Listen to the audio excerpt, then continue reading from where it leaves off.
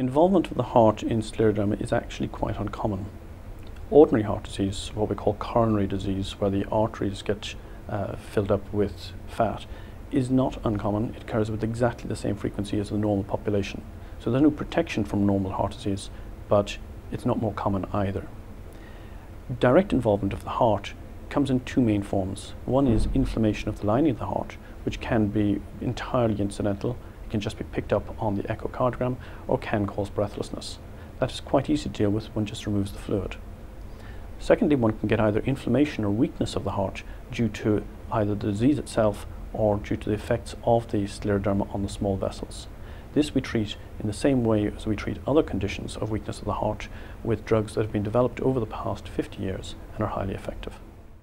One of the most important ways that scleroderma can affect the internal organs is affecting the lungs, and it can cause fibrosis or scarring within the lung tissue. This may be mild and not require specific treatment, but sometimes it's progressive and extensive.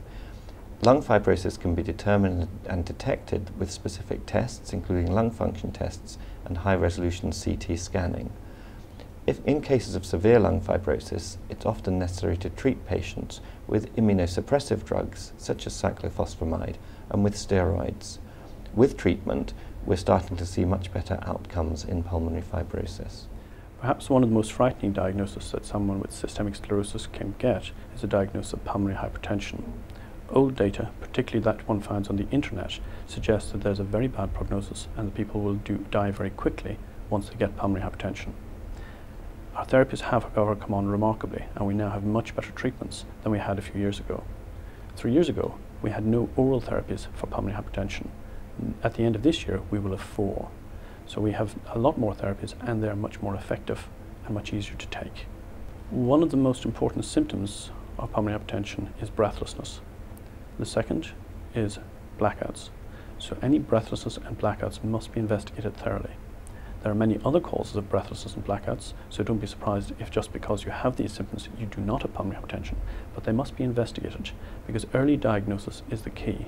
If we can diagnose the condition early and treat it with effective therapies, we can give people a much better, longer quality of life.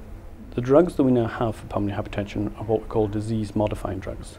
That is that they help to halt the progression of the disease. Therefore, the drugs we now have not only improve symptoms, make people walk further, feel better, get back towards a normal quality of life, they also increase the length of life you can expect with pulmonary hypertension.